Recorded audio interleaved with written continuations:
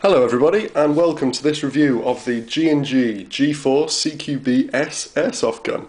This is an excellent product from G&G and I'm personally extremely happy with mine. The CQB-S is part of G&G's G4 series. There are 3 variants in this category, all based on the hugely popular M4 platform. The other two, the CQB-H and the CQB-R, are both externally different with regards to the front ends and to the stocks. However, internally I think they're all the same.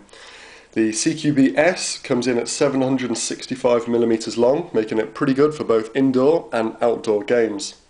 Moving on to the gun then. The gun is primarily full metal, that is to say the upper and lower receiver, the buffer tube, rail system, rear sight, sling mounts, charging handle, trigger and trigger guard are all metal. This gives the gun a very decent weight of around 2,650 grams. Obviously, the version 2 gearbox is also full metal, except for the piston. I assume this to be a polycarbonate type material, but I've not opened up my gearbox, so I cannot say for sure. The gearbox uses 8mm bearings and is very well reinforced. Other components on this gun are plastic or some other kind of material.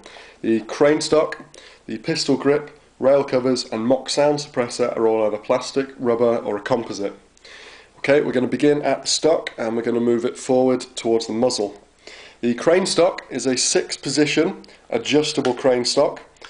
The battery compartment is accessed by removing this rubber butt plate, this plastic spacer, and then this triangular spacer here, and then inside you can get to the wires. The stock will house either a 1500 to 2200 mAh battery in either 8.4 or 9.6 volt. The battery type is a mini type Tamiya connector. It must either be a crane stock style battery or a nunchuck style battery for it to fit. I don't know about lipolys personally. There is enough space in there to fit one, but I do not know whether the gearbox will be able to take one. I don't use them personally, so I cannot really comment. On other parts in the stock, we have a horizontal and a vertical hole here, I assume for a sling adapter. There are also 2 holes there and there. You may be able to put a quick detach style sling on there, or a sling mount, but I don't know. Moving forward, we have the buffer tube, which houses the wiring to the rear gearbox. And we also mine has a sling mount there on the back of the receiver. I do not know if this is a feature on every CQB-S, as I've read some reviews that said they did not come with them. We have a rubberized pistol grip. This is very comfortable and it's very grippy. Your hands will not slip even if they're slightly wet or sweaty. This pistol grip contains a 25,000 RPM high torque long axis motor. The receiver is made of solid aluminium and finished in a lovely black paint. This is matte black and it does not look shiny or cheap looking, which is very nice. There are no official trademarks on this weapon, but that does not affect me as I don't look for them personally. However, some people that do love their trademarks may not want this weapon for that reason. There we have complete AG series manufactured by G&G Armament in Taiwan. And then on the magwell we have United States Special Forces, first SFOD, and then a serial number. We also have the standard M4 style 3-position fire select and safety switch. The markings on there are all laser engraved and look absolutely fantastic. Okay. Moving up, the charging handle up here can be pulled back and slammed forward. However, it doesn't actually serve any purpose, it's just there for show.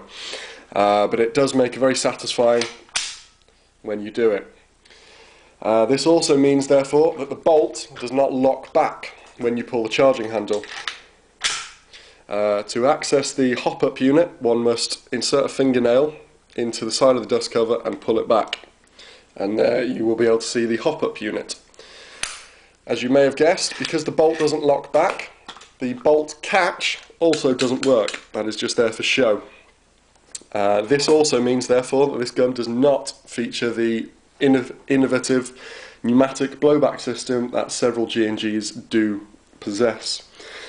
The top of the receiver, there is an adjustable rear sight. Note, this gun does not come with a front sight. This sight is adjustable for both windage and elevation and has two apertures, one for close range shooting and one for long range shooting. This sight is removable. Unscrew that knob and it comes off, and there you have a 20mm rail up top. Because this weapon does not come with a front sight, aiming can be a little bit difficult. Now, while in airsoft this doesn't really matter, as people generally tend to watch where their BBs fly, you may want to think about running a red dot sight or some kind of ACOG. Personally, I run a G&P aimpoint replica. Okay, on the other side, the forward assist also doesn't move. Well, it moves, but it serves no purpose. That is just there for show. We also have the magazine release, which features, as it does on any M4, and finally one last laser engraved marking, G&G armament made in Taiwan. The front end of this gun features a 7-inch rail system and a mock sound suppressor. This mock sound suppressor can be unscrewed to reveal the inner barrel. The inner barrel is 275mm long and is a 6.04mm tight bore installed right out of the box, which is a very nice feature. The rail system is a solid addition to this gun and is a decent weight to it to the front half of the weapon, so the weapon feels very well balanced. Finished in the same anodized matte black paint as the rest of the gun, it definitely looks the part.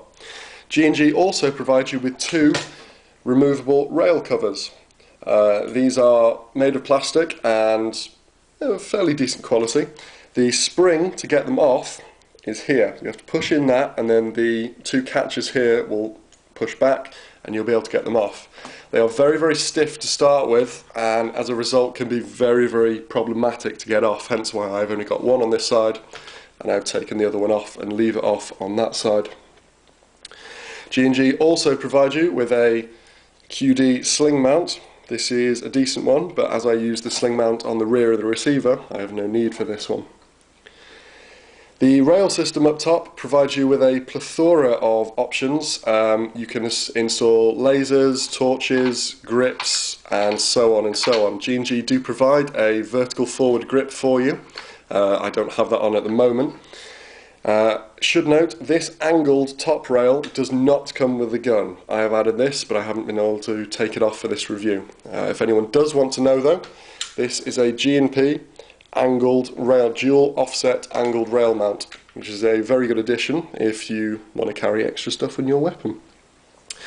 Finally, this mock sound suppressor, a thin metal skin, houses a foam inner which goes all the way around. Should be noticed this does not actually suppress the weapon, as all noise that comes from an airsoft gun comes from the gearbox. The magazine supplied is a 450 round G&G high cap. This is finished in a greyish style paint, which looks very nice. We also have the markings 5.56mm by 45 on here.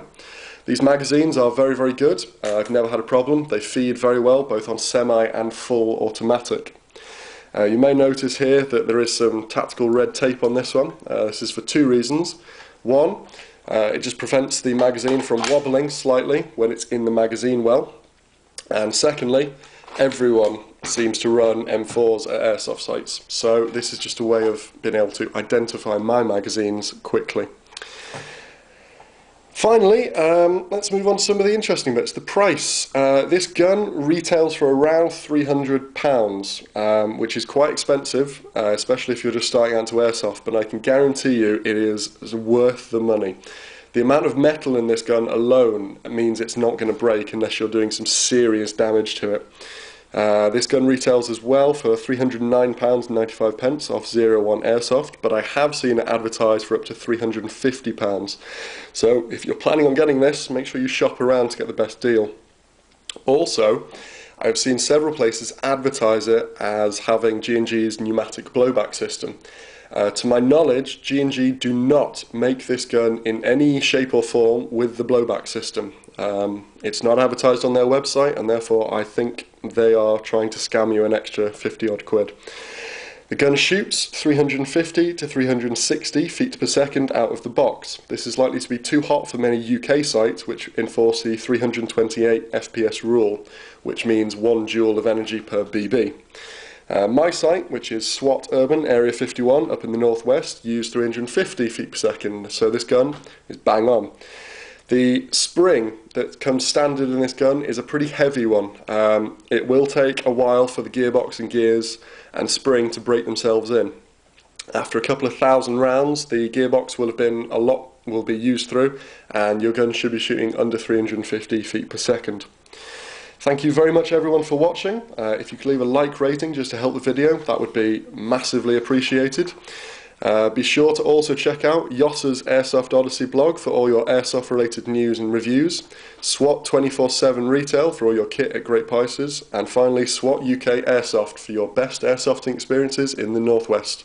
Thank you very much for watching. Goodbye.